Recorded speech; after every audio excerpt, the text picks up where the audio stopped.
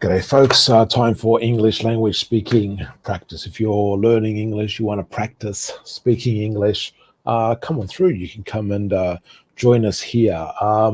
Today we're going to be using Quora.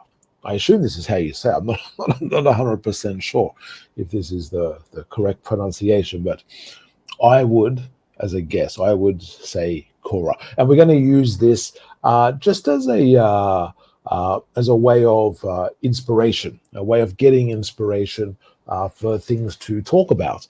If there's a particular topic you'd like to talk about, just let me know in the comments. Otherwise, I'm just going to have a look through here and discuss things that I guess we find and see on here, things that come up with this. So it's a case of whenever you're reading through things, you look for stuff that you're interested in, look for stuff that's relevant for you, and then you try and use that. So for example, I guess the main thing with Quora is it's a website where people ask questions and then people give answers. To those questions. You can put in a whole bunch of topics you might be interested. I selected basically as many as I could, and it's I think I picked like 100 things or whatever that I'm interested in. But obviously, pick things that you're interested in, and it can be really, really useful if you're thinking, what can I talk about today? And you can, use that as a means of getting the topic. And the main thing, and what you often hear me say, is that you got to participate, you got to be active, you got to be producing English. That means speaking, writing. Now, of course, it's a website, so you can, of course, write and contribute that way, but you don't necessarily have to publish it if you don't want to. The main thing is that whenever you're reading or listening, watching something, you take in what you need to learn, what you understand. You select the words, vocabulary that you think are important for you to remember in the future, or that you want to use, you want to try and remember. Add them to your vocabulary list, prioritize them. Every time you add to that vocabulary list, you always need to prioritize. That is very important. And then you practice. Practice with that. And so you use that as inspiration. And then, so like, say, for example, you read a story here, then you talk about it. If there are people around you or people you can practice with, send them a message, speak to them, talk to them on the phone or online or somewhere. If you don't have anyone to speak to, you've always got the voice recorder in your phone that you can speak to. Or write, of course. You can just write, and even though you don't publish it, you can write it and write down your thoughts, opinions, stories, whatever it may be, and think about, what do I want to say? What words don't I know? Am I using structures that I really want to use? And then when you go back and reread it, or if you've used, say, the voice recorder, when you go back and listen to it, you can say, how do I sound? How does it come across when I read it, when I listen to it? Does it sound like I'm confident? Does it sound like I'm fluid? Does it sound like I know what I'm talking about? Am I repeating a lot of the same words? Should I change the style of delivery? If I'm speaking, am I speaking too fast, too slow, whatever it may be? When I'm writing, is it engaging? Are people going to be listening? Is it important, to have something like a marketing type style of writing, or is it just to have like a general style of writing where you're just presenting the facts, maybe like with bullet points and that sort of thing? You need to make those choices yourself. So, okay, let's have a look at this website. I'm going to make myself small here. And this is just the first thing that came up here. And what it looks like, and I guess this is if you've been in any classroom, I was going to say English classroom, but any classroom, I guess it's a very common thing for teachers to do. They'll show you a picture and you try and guess what's going on in the picture.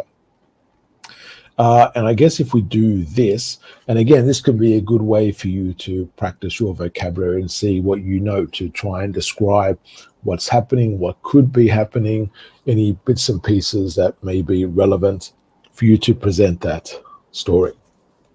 Let me just grab a sip of water while we ponder this picture. All right. Now, it does look like it's a lady, I would guess, a mother, because it looks like it's a woman and a baby. So I'm going to guess it's the mother. Might not necessarily be, but I'm going to guess it's the mother. It looks to be a plane, but an old style plane.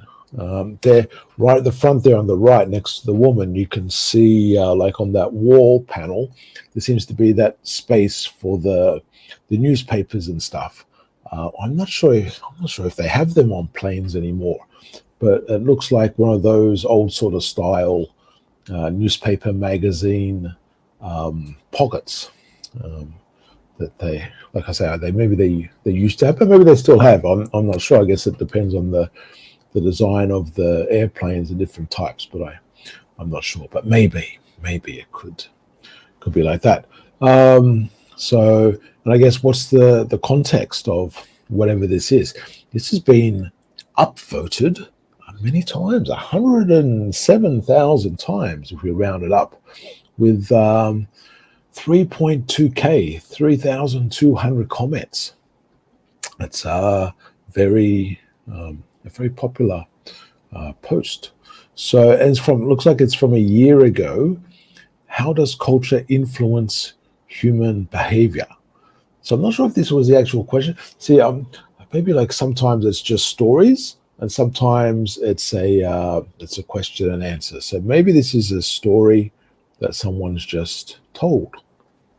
So let's have a look, shall we? I'm just going to make that a tad bigger so it's a bit easier to read on the screen here. So let's have a look. So how does culture influence human behavior? And of course, with anything like this, of course, you always can, depending on the time you have and your interest level, all that sort of stuff, you can always choose, of course, how much you want to read. You could say a paragraph is enough for me. I've only got 5 minutes, so I'm just going to read a paragraph and work on that. I can imagine the rest. I can think of questions, answer questions, make up stories, present my opinion, and so on, based on the limited amount that you read. So you can read like anything, as much or as little as you want. So during a 10-hour flight, who's she? Okay.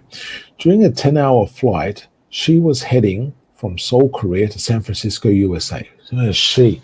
It sounds like there's something before this. Because it's just saying, because you don't normally just say she, you would say who it is. So, because then, okay, the next sentence goes, this mother distributed more than 200 passengers on a plane, a plastic bag for each one. I personally would write this a tad differently. I would put a mother during a 10-hour flight from Seoul to San Francisco distributed a plastic bag to each of the 200 passengers. That's how I would write it. But there's no right or wrong. It's the main point, of course, is that you're delivering the message. The message gets across, whatever it is that you want to present. Nevertheless, it's good to look at alternatives. The bag contains. Okay, so we're writing this like in the present now, so it's sort of giving it more sort of energy and that sort of thing. Like we do sometimes when we talk about movies. We use the present because it feels like it's real. Okay, so the bag contains candy, chewing gum. I don't know if personally, I used to sometimes treat chewing gum as candy, but it's a personal thing. But anyway, candy, chewing gum, because in theory you're not supposed to swallow chewing gum, isn't it? But I don't know. I had a bad habit, I guess. So I say I used to because some of the flavor was so good. But anyway, so candy, chewing gum, and earplugs. Although that seems to be a common thing. Oh, I guess it depends how long. Well, it's a long haul flight, 10-hour flight.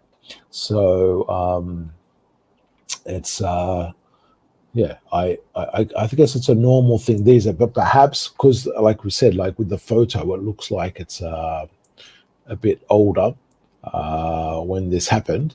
It looks as though maybe earplugs were not the common thing to give to passengers then from the airline. Okay, so chewing gums is a kind of advance apology for using them in the event that her 4-month-old baby screamed during the flight. Now, this is what we call being considerate, isn't it? I mean, this is just the first paragraph, but I imagine, I'm not sure what your opinion is. Let me know in the comments. But I imagine she shouldn't have to do this, and it's a case of the other passengers being tolerant and understanding. If we're talking about babies are babies. You know, they make noise. They're uncomfortable. I can imagine this is going to be the first flight for the 4-month-old. So you're going to be feeling things that you've never felt before: the air, the noise, the ringing in the ears, all this sorts of stuff. It's going to be very confusing, and obviously the communication is limited, shall we say. And so it's, I dare say, the rest of the passengers who also need to be understanding. But I guess it's something to be shown for or from both sides. If we say like the side of the mother or the parenting family, and also then the rest of the passengers to be tolerant, and that sort of thing. So the bag also contained a message containing. Okay, so the bag also contained a message.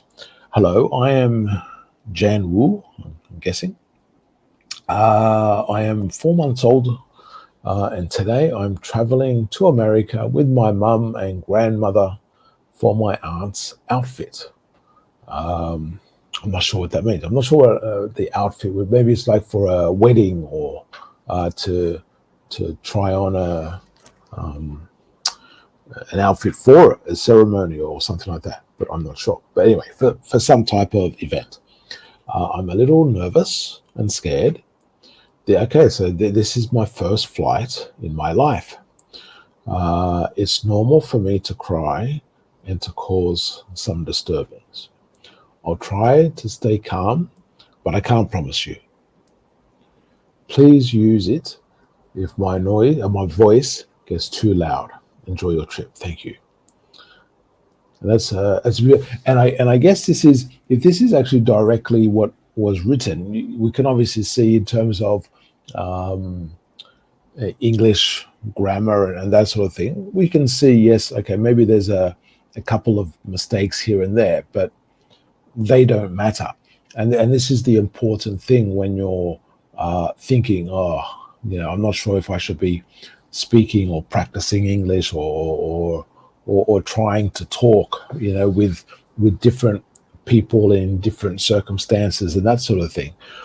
And possibly you're always going to have that feeling if you never try, because every time that moment comes, you always shy away from it. And that's the worst possible scenario in terms of, learning, training, development, and becoming better.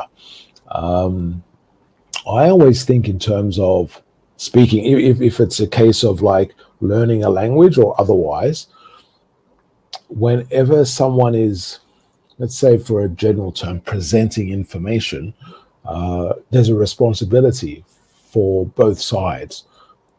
So for the person presenting the information to make the information understandable, that the message can be received.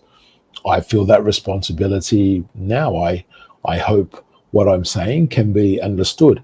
I know sometimes I will speak quickly, sometimes a bit slower. I know that when this is online, there can be captions and that sort of thing to assist. And so I'm very conscious and aware that sometimes it can be difficult. So I try and ensure those things. Not that I'm doing much for the captioning; that's an automatic thing. But I try, I guess, as much as possible to be aware of that and think of that. And it's also then, on the other side, it's the receiver's responsibility to try and understand what's being said. And of course, I mean, there can always be difficulties. So for someone, let's say, if we talk about language learning, someone learning English, that can always be a difficult thing as well. If you don't know the words, if the structure is confusing, things like that. If the pace of the person speaking is too fast, that can be really difficult as well. And all of those things, plus many other things, can make it very, very difficult for someone, trying to understand. And that's, of course, then where you need tolerance on both sides. So hopefully the speaker can make adjustments for their audience. And then on the other side as well, if someone is speaking and maybe their English isn't as fluent, isn't as correct as others may hope, or say may hope, compared to other people, it is then the responsibility, I think, as well, of the person receiving the message to try and understand what could they mean, or maybe asking questions and trying to be tolerant of that situation. That person's making an effort. And that's why I think in many companies, many casual situations, when people are in the street, in a restaurant, traveling, on the phone with people, whatever, many different circumstances, people should be trying to understand. And I've often heard where you have people who are very competent, shall we say, with English. They've had English all of their lives, used English all of their lives, and they not willing to adjust for other people, not willing to be tolerant for other people due to some standards that they think are important. I would suggest the standard of being, tolerant, understanding, supportive, to the people that you're dealing with. I think that would be an important standard as well. But anyway, I digress. Okay, a culture of respecting the freedom of others. Okay, so that's, I guess this is the, there's a whole bunch of answers here. So there's 429 answers to the actual question. I'm not sure what the question is. So how does culture influence human? Perhaps was the original question. And then that was the answer. And then we have lots of comments with this. And again, one of the great things that you can do when you're learning is if you have, and that's why this sort of a website's really good, but you have it from blogs, you have it on some news websites where people can write like this. You can now, of course, with these sorts of things, you always have to take things with a grain of salt. You never really know if something is 100% true or not. So you may have to check a couple of things before, assuming it's fact. But we're using this as a tool to learn, practice, and use English. And so the other thing is, these days especially, but I guess always, there are trolls or people who may try and be negative or provoke sort of fight or difficult situation, something like that. So that's always something to be aware of. And that's why I say, if you don't want to necessarily maybe you want to write something, but you don't want to publish it publicly because of potential responses and whatever. I mean, that's obviously the choice. But the point is, if you prepare to write and if you try to actually write the sentences or say the words out loud rather than just thinking them, we want to actually practice that, because it is important not just to think, because when you think it in your head, it can be absolutely correct and you feel you can know as much as you need. Excuse me. But when you actually try and say it, there can be issues with delivery, word selection, fluency, ability to paraphrase, showing sequence and order of presentation of the information and the facts that you're giving, etc. Okay, so let's have a look through some of these comments. So this person says, wow, you have narrated a very beautiful experience in a very nice way. Thanks for sharing. She could have said, if you feel bothered, but as you said, her wording was spot on. Yeah, and I guess that's sort of the point, isn't it? It's sort of like, okay, maybe so this is the point here. So I give her E for effort to express her concern and respect for others in English, which might not be her native tongue. So I guess this is the response to the previous comment, perhaps. Because yes, I guess at the end of the day, the point there is the content, the idea with the bag and everything, and the note and the respect for the other people in the plane. That's the point, rather than if the grammar is spot on and the spelling is all right and that sort of thing. I'm not sure what this is. Purple magic. Okay, so daily motivation. Again, so this is I guess that thing where it's you can get all sorts of random stuff. So you sort of flick through until you find something that's relevant, I guess. Until one has a baby of his or her own, one can't understand that you can't explain to a kid of up to 5 years that they must sit quiet. Yes. It doesn't require having a baby of one's own to understand that, is the reply.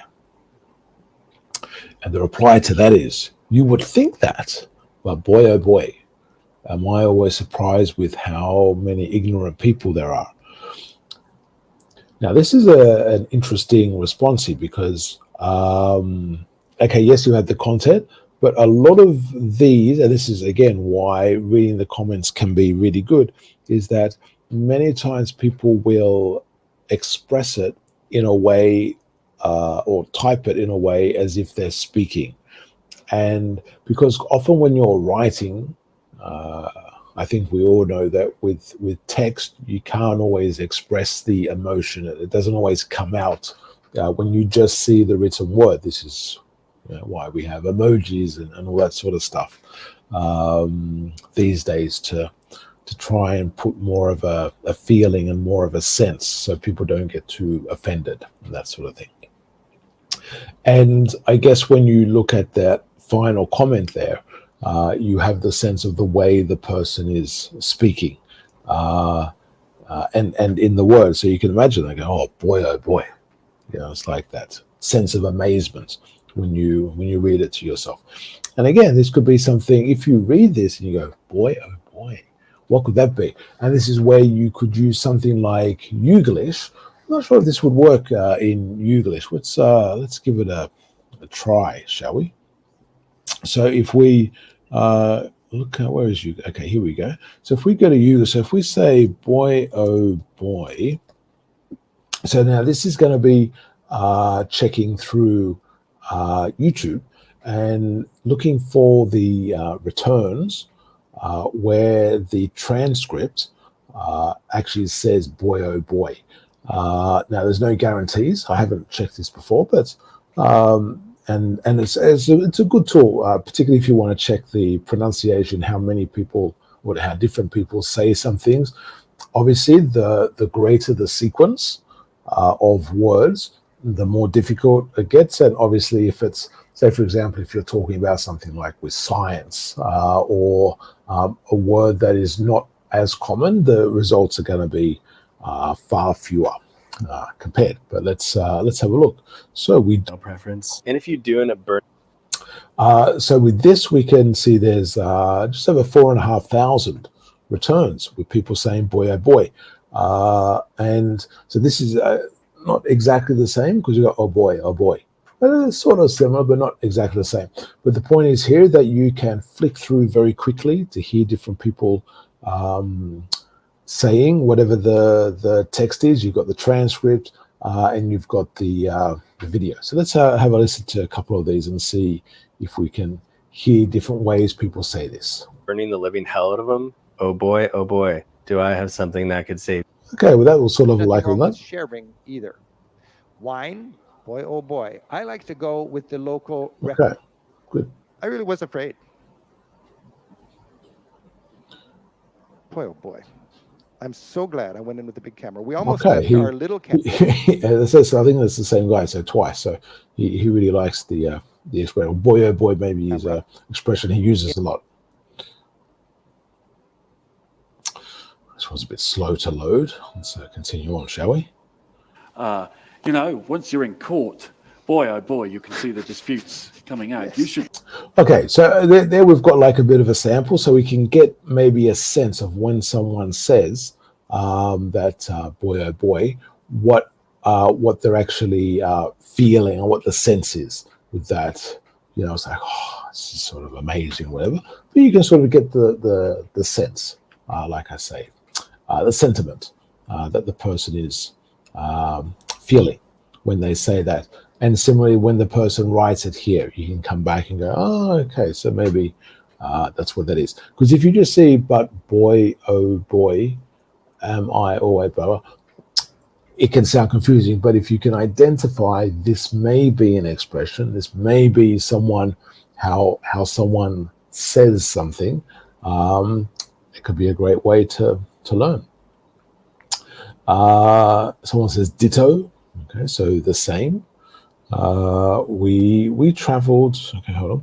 And again, this could be a good thing because you have more people add their own stories, of course. So this is a nice thing. So we traveled. We traveled with my grandson when he turned 1 year 2 weeks old. Turned 1 year 2 weeks old on an 8-hour day flight, and to be a kid, he started learning to walk at 10 months, and by 11 months, by 11 months he is one. By 11 months he is one already walking without. By 11 months he's already walking without wobbling and support. So an 8-hour flight required me to log in 8,000 steps from one end of economy class to the kitchenette. Along the way, trying my best to stop him from greeting passengers along the aisle. Most passengers were sleeping as it was an early morning flight, and patting them to say hello. Yes. My daughter-in-law took her turn to walk down the aisle and return this little fella too. Okay. He didn't understand vocabulary like keep quiet, keep still, to your seat, and plus he was too young to understand cartoon or technology entertainment. I wonder when this was. That must have been back in the day before all the kids had the this is in October, so we don't know when this was. Does it say? So when my grandson turned 2, so but how old is her grandson? Well, anyway, so, but this could be, so this Oh, okay, this is October 12. I'm assuming this is October 24 last year. But yes. Anyway, but because nowadays, I don't know, like you see little kids, I guess, with lots of the mobile devices and that sort of thing. So, yeah. So this must have been, back before all the kids had, looking at their parents' phone and stuff. So anyway, he was too young to understand cartoon or technology entertainment.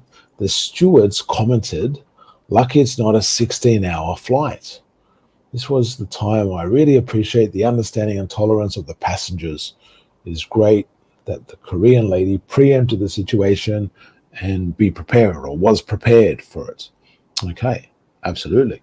And again, so as we keep reading this, there's going to be loads and loads of comments.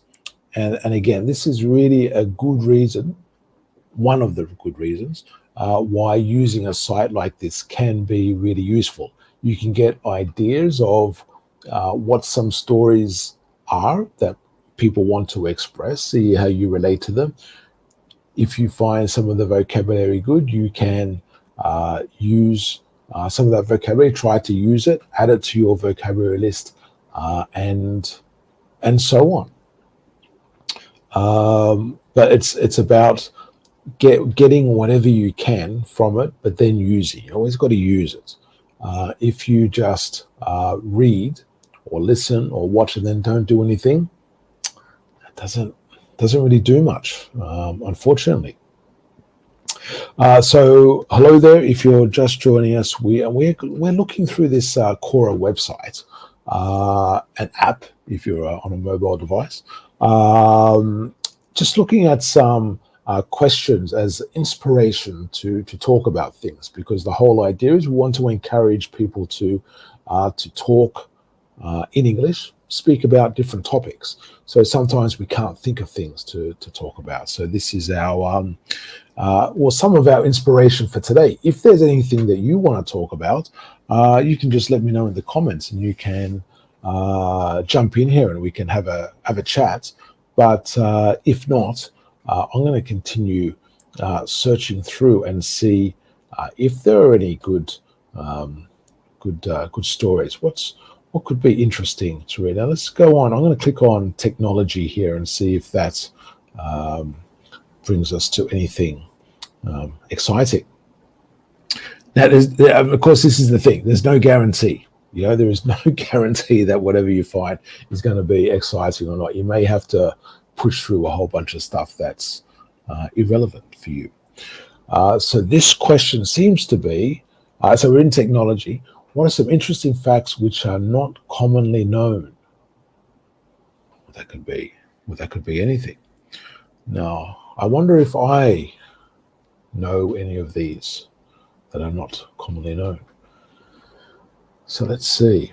And again, so all of this, the aim of all of this is for English language practice, so for speaking and writing. So if any of these are true or not true, that's another thing. We can check that independently. But we're just using this for speaking practice, inspiration for speaking, and so on. You've never seen your own face in real life. You've only seen it in photos and reflections.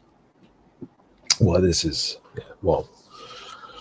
I guess when they say it's not commonly known, I guess that's not what people think about, I guess. People don't, yes. I guess people maybe look in the mirror and they look at themselves and they go, or maybe, I don't know, maybe they go, I can't really see myself. I wonder, what do I look like? How do they see me? If that makes sense.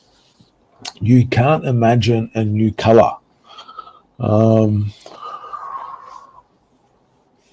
don't know if I agree with that or not.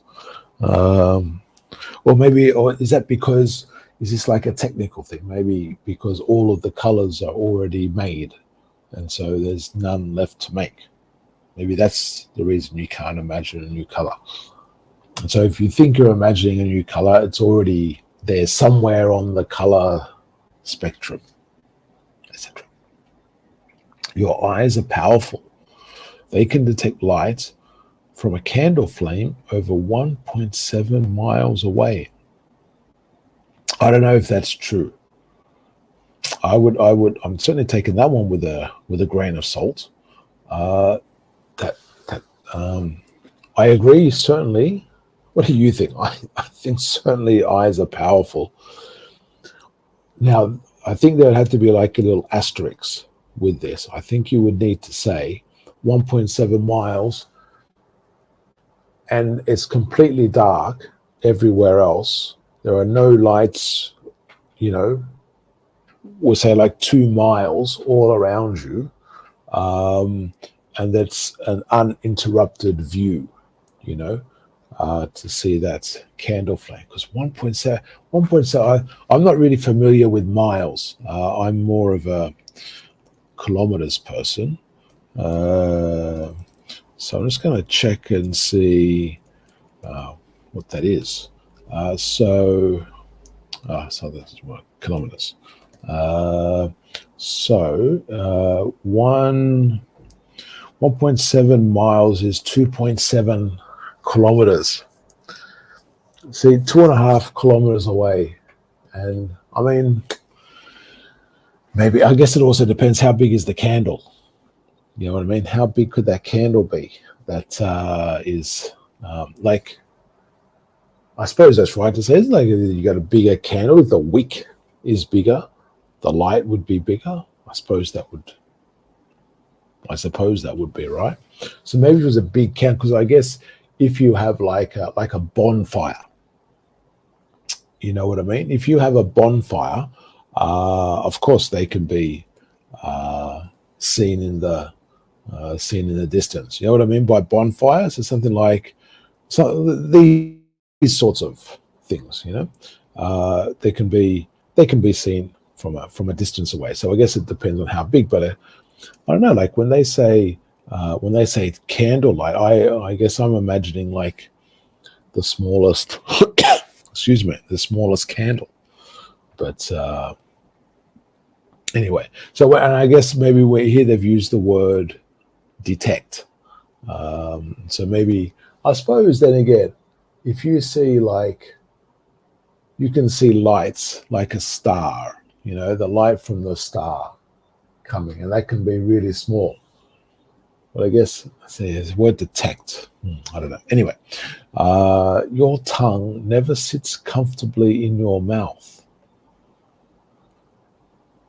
I don't know. I guess it depends what comfortably means here. But anyway, maybe I'm just playing with words here. I don't know. But this is, I don't know. Again, I guess here I get the title is facts that are not commonly known, but I guess there are also things that people don't really think about, and it's difficult to prove. Some of these, anyway. Humans are the only creatures that will cut down a tree, turn it into paper, then write "saves trees" on it. Well, I assume that's probably correct. And that's it. See, this is a less popular one compared to that last post. There's any useful comments in here. This man is terrible trying to cut the tree, and all the tree wants to do is give him blessings in the form of his own fruits. So that's okay. So that's this image here. Yes. Can you draw? I can't draw. I've seen some of those videos on I assume YouTube, but I guess there are other places as well. But where it's like you learn how to draw. I think there was like a TED Talk as well, where they'd show you just like how to do like a few lines. And I've been in some training sessions as well where they show you how to draw very simply, but it always seems easier when someone is showing you compared to then when you have to go away and go, how do I draw a tree? Without just doing like a line and a circle or a cloud on top. And then like if you want to, I guess, get into things that are more elaborate, after a tree and a cloud and a bird, Because I guess we'd do that bird where you just do like there and there, and that's okay, but it's not great, if you know what I mean. So I don't know. Can you draw? I would love to draw. I think drawing would be a great thing. Drawing or painting, I think would be really good. Really nice skills to have, but I just can't. I just can't do that.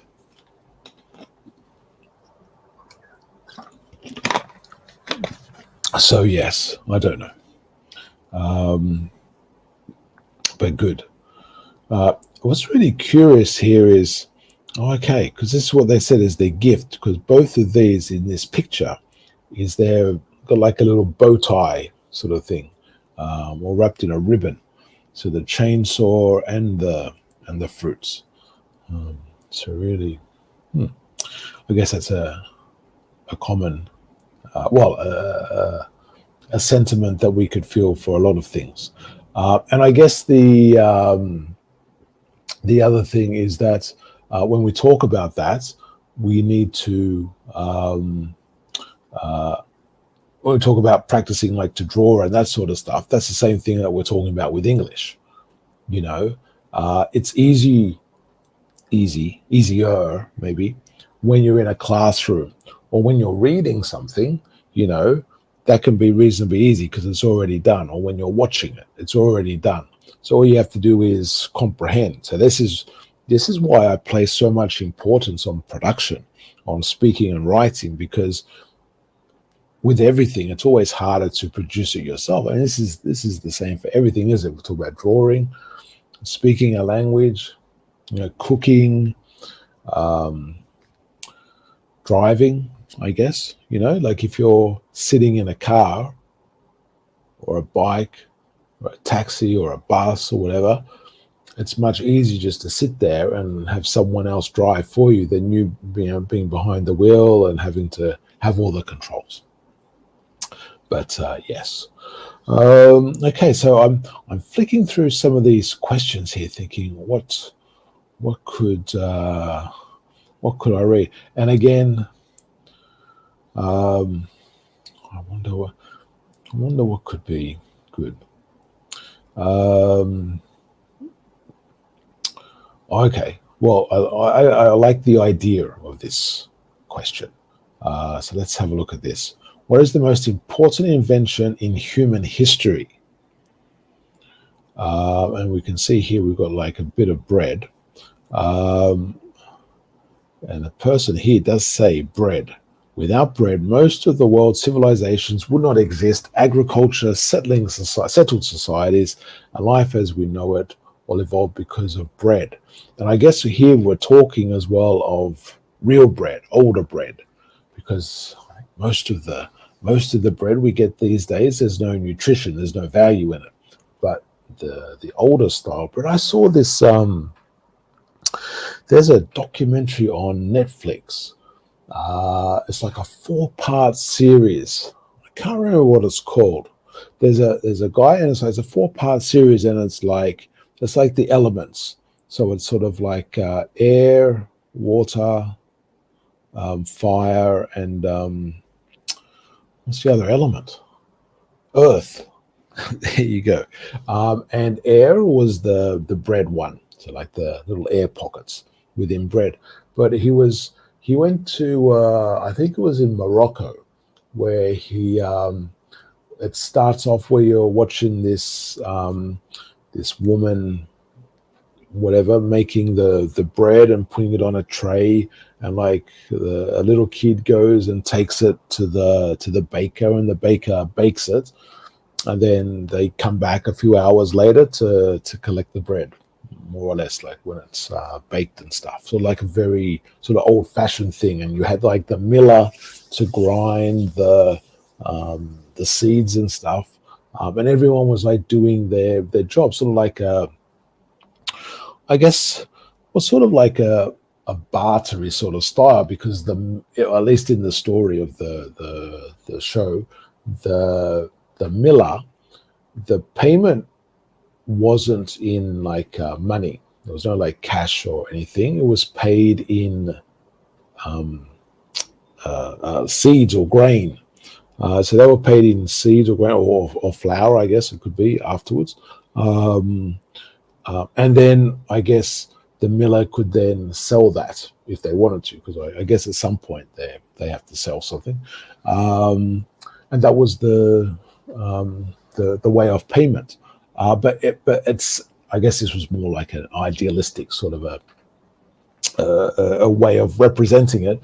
But the main point there was that they were representing that the actual 2 points, I guess. The actual nutrition in the older style bread was so good for humans. Like in the old sort of classic things when they say, if you have nothing, all you need is like bread and water to survive.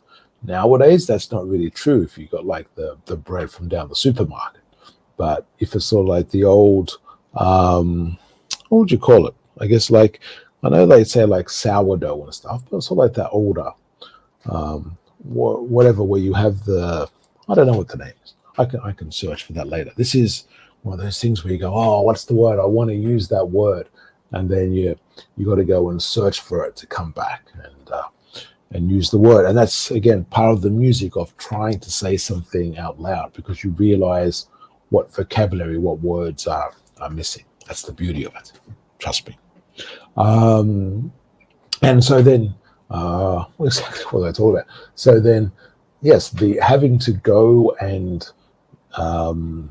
having that nutrition from that bread was so good, and that's why people could survive. So that was, I guess, the first point, that bread was so healthy and nutritious. If you didn't have anything else, that was sufficient.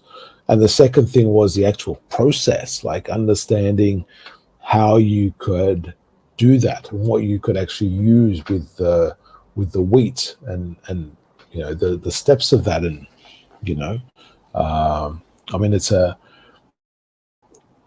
anything where someone has worked out a process from nothing, basically, is quite an advancement. And I guess we don't really think about it too much, because there's so much has been done that we take for granted. As a nice expression, we take many things for granted. And yes, I mean, there's lots of new technologies all the time, and certainly when we look at our phones or the electronic vehicles, anything we do, like all of the things we see, there's been invention and that sort of thing. But yes, but when someone actually goes through that process, I guess this is why we have different like awards and stuff to appreciate invention. That's why I love hearing the story about George Westinghouse. He seems to have, when we look at a lot of the inventors, he seems to be someone who was very brilliant, like a genius, intelligent, but then also a human. Understanding, what, I guess, the sense of fairness. That would be a good question. How has the concept of what is fair for other people, how has that changed over the years, and how does that reflect in different societies? I guess that's a big well, I was going to say a big book to open. There's a big can of worms to open. I say worms, I meant worms with an M. But okay, so so we got, and so what's the catch? Why is bread so important? In order for agriculture to sustain a technology population, there must be a way to store and preserve enough food for an entire year, often from a single harvest. This stored food must last even longer to create reserves in case of disaster or failed crops. 100%. By far the best crop for this purpose is grain, specifically wheat. Okay. And yes, that's exactly it, I guess. That's even more than I was saying. The fact that you can keep that, because the actual bread, I don't know how long actual bread would have lasted back in those days, if we go back, hundreds, thousands of years and stuff. But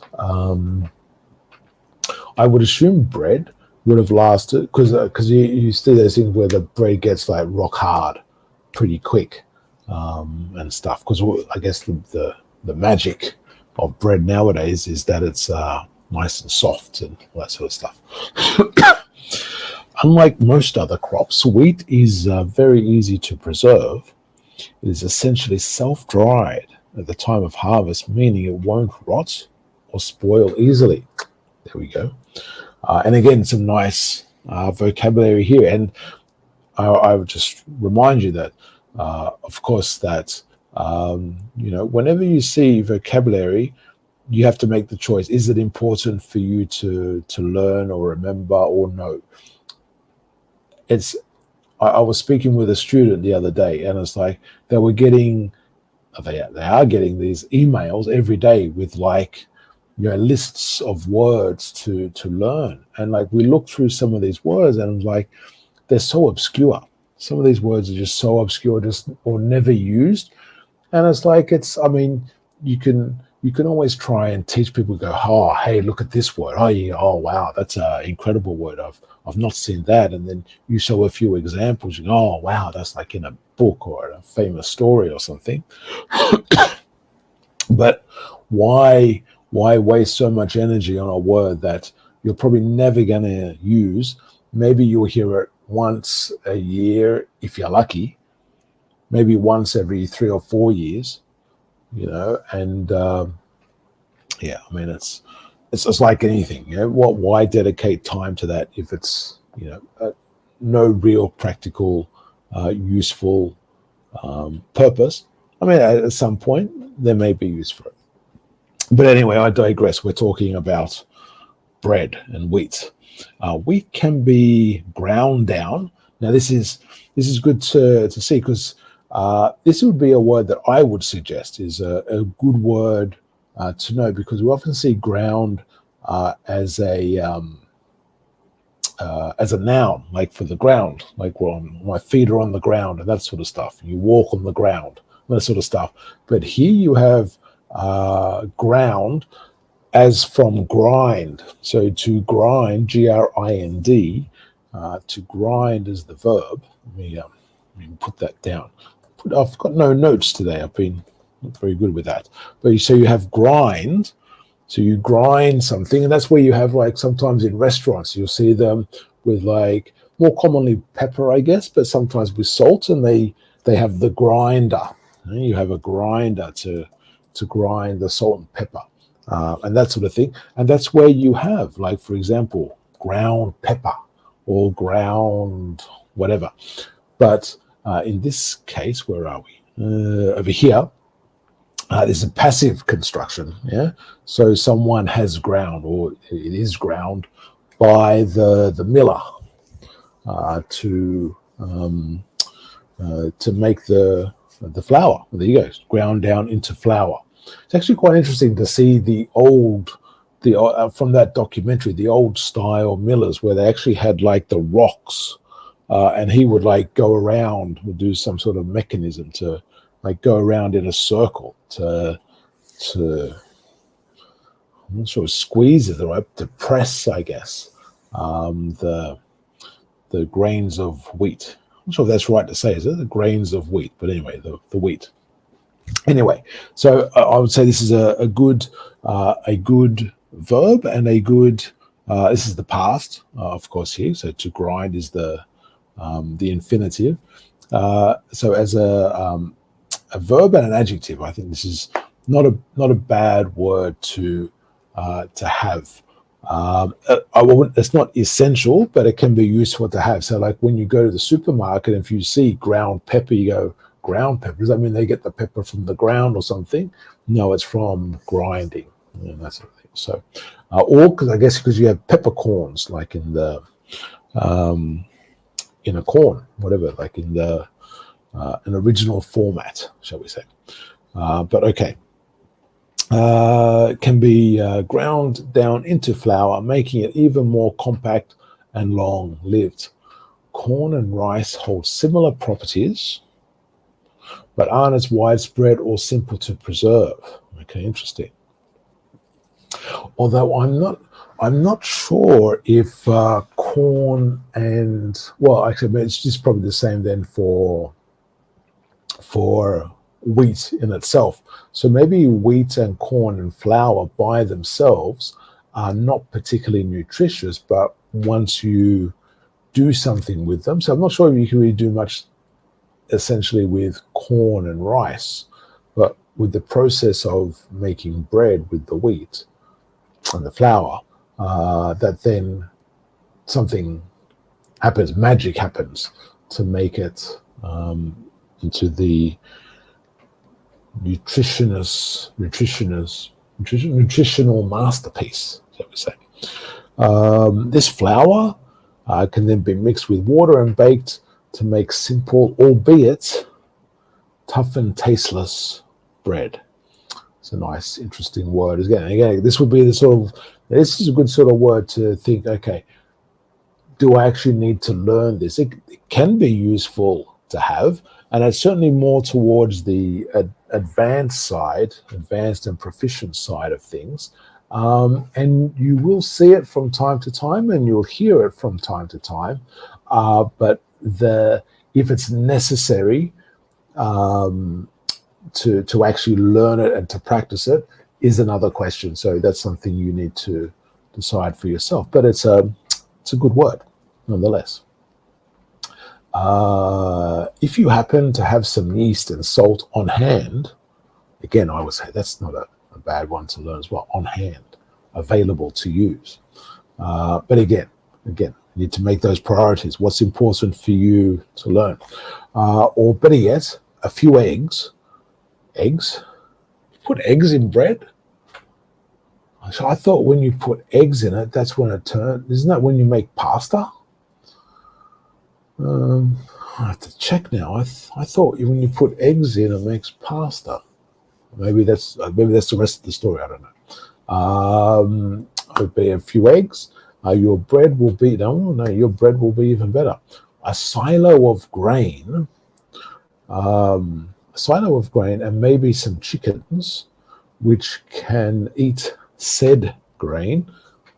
Okay, again, this would be the usage of said here, because we often think of just as in the plain verb, shall we say, like he said this, she said this, and that sort of thing, like to say said. Whereas this said is more like about the grain that I mentioned before, is the said grain. So it's referring back to something earlier. So this would be the grain, the grain in the silo, which is like a storage unit, or the grain that you have, however it's stored. In this case, the silo. So again, this could be useful in some context for you to know that. If you can understand what the idea is, and you can, like, when you hear it or read it, you can understand it, and that's enough, that's absolutely okay. But again, you can make that choice of, is this worthwhile for me to learn and practice? Can sustain a population for a winter. No hunting or gathering required. More or less, it's just more cultivation. You still have to get the wheat, but anyway, we get the idea. This stable, okay, stable, yes. Year-round food reserve was and still is humanity's backbone. Without it, agriculture and thus society could not exist. Okay, are there any? Well, there's no other comments to that, so I don't know. Now, there are other answers to here. I wonder what other people said to this question. So the most important, so we're going to have, so one says paper, seems to be there. Someone says fences and benches, or a fence bench. Look at that. That's, I mean, I'm not sure there's the greatest invention in the world, but that's quite interesting. A fence bench. That's, I like multi-purpose sort of stuff. That's I wonder, because that looks really close. You see down the bottom there, looks like really close to the edge. It feels as though if you're sitting, you're sort of like you're over the water. I don't know if I would prefer it to sort of be, for again, if they bring it forward a little bit, there's less space for the people walking on this track or riding. I guess there's not much space there. But still, I guess it's a good thing as well. You won't have people jumping into the water and that sort of stuff. Very interesting. Okay, the fence bound. I wonder where this is. Well, there was no easy way to. I guess I could search. We could do an image search to find out. A bottle of sauce that lets you regulate the spiciness. Well, so I have to say I was very skeptical about these, but that's not actually a bad idea. I wonder how they do that. So turn the top to adjust the heat. So you turn it to the left or clockwise, that would be, to make it hotter, and you turn it anti-clockwise or to the right to make it milder, as it says there. Well, that's interesting. This is Dave's Gourmet Adjustable Heat Hot Sauce. Wow. A library with cake pans. Well, I don't know if that's the greatest. The first two were pretty good, but different buttons for medical help and the fire alarm. So, okay. I mean, yes, okay. Tags, you can put in broken shopping carts to get them fixed. Now, I mean, yes. I mean, that said, when they have, because they normally those places where you have the trolleys, they have people going to collect them from different places, like in the car parks and stuff. So I would imagine they would have people, in theory, that should be their responsibility to report if there's a wheel that's wonky. Because when they're trying to push like 50 of them, I'm not sure what happens in your country, but certainly in Australia, you've got these incredible lines to be efficient, these huge stacks of trolleys that they're pushing. And so if one wheel was defective, I guess it can be more than just wheels, but if there was one wheel that there would be known pretty quickly, I would have thought. But anyway, and those should be easy to add. So a cart in a supermarket where you can transport not only children but also disabled people. It's a good idea. Tires that you don't need to pump. Oh, I think I've seen these. Yes, I've seen these. It's a good thing. Yes, because I'm not sure that it's a type of plastic material, but I guess as well they don't puncture is more the point. So irrespective of what you ride over, there's no problem as such. A toilet with doors you don't need to touch.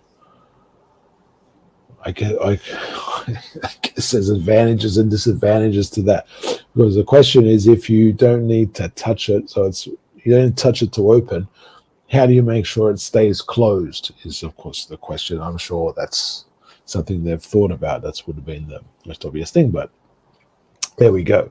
Again, I'll just have a sip of water. There is a free cooler of mouthwash in this restroom, so you can rinse your mouth after eating. That's a good idea. And again, I suppose a lot of these are not necessarily, I guess they are inventions, but they're not, let's say, pure inventions, if I can say it like that. But it's more like good use of technology and resources and that sort of thing is what they've done here. Booze for dogs at a store entrance. Yeah. I mean, they sort of, yes.